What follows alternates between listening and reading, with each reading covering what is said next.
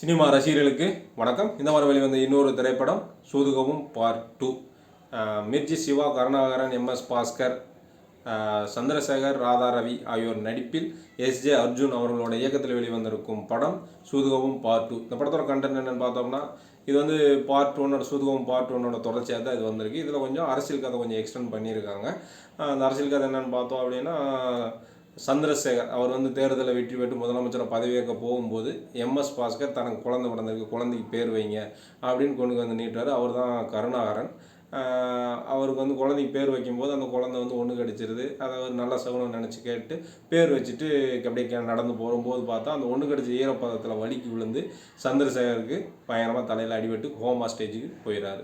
அதனால் அடுத்த முதல்வர் யார் ஆகிறது அப்படின்ற மாதிரி வரும்போது எம்.எஸ். பாஸ்கர் தான் அதுக்கான தகுதியானவர். ஆனால் அரசியல் சூழ்ச்சி காரணத்தினால ராதா ரவி முதலமைச்சர் ஆகிறாரு.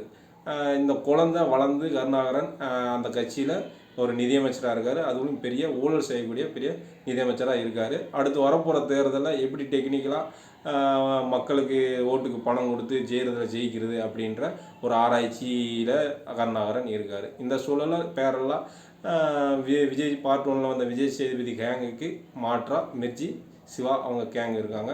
இவங்களும் வந்து கிட்னாப் பண்ணுறதுல டெக்னிக்கலாக அடித்து கிட்னாப் பண்ணி ஜாலியாக கிட்னாப் பண்ணிகிட்டு இருக்காங்க. இவங்க ரெண்டு பேரும் மிக்ஸ் ஆகி ரெண்டு பேரும் அந்த கதையில் எப்படி மிங்கிள் ஆகிறாங்க, அது மூலமாக என்ன பிரச்சனைகள் ஏற்படுது, அரசியல் மாற்றம் ஆச்சா இல்லையா அப்படின்றத ஒரு காமெடியாக சொல்ல முயற்சி பண்ணியிருக்காங்க. மொத்தத்தில் படம் காமெடியாக இருக்கா இல்லை அப்படின்னா, எனக்கு ஃபஸ்ட் பார்ட் 1 வந்து அந்த கண்டென்ட்டை கிட்னாப் பண்ணுற கண்டென்ட் ஃபோக்கஸ் அதிகமாக இருக்கும். அது புதுசாக இருந்தது. இசையும் அதில் சிறப்பாக பங்கு இருந்தது. காசு, பணம், துட்டு, மணி அந்த சாங் வந்து பயங்கர ஹிட்டாக இருந்தது. அது ரொம்ப சப்போர்ட்டாக இருந்தது அந்த படத்துக்கு. அந்த மாதிரி இதில் அது எதுவும் இல்லை. இது வந்து கண்டென்ட்டாகவும் புதுசாக இல்லாத மாதிரி ஒரு ஃபீல் இருந்தது. அதனாலே காமெடி நம்மளுக்கு அவ்வளோவா இன்வால்வ் ஆகி பார்க்க முடியாத ஒரு ஃபீல் இருந்தது. ஒரு ஹிட்டான சாங் அந்த மாதிரி கமர்ஷியல் சாங் எதுவும் இல்லாத மாதிரியான ஒரு ஃபீல் இருந்தது. ஸோ இதெல்லாம் மைனஸாக இருக்கனால நம்மளுக்கு கொஞ்சம் எனக்கு வந்து சுமாரான ஒரு ஃபீல் தான் தந்தது. சிலருக்கு அதாவது சின்ன சின்ன காமெடி கூட நான் ரசிப்பேன், சிரிப்பேன் அப்படின்னு நினைக்கிறவங்களுக்கு இந்த படம் வேண்டாம் ஒரு தடவை பார்க்கக்கூடிய ஒரு படமாக வந்துருக்கு. நன்றி, வணக்கம்.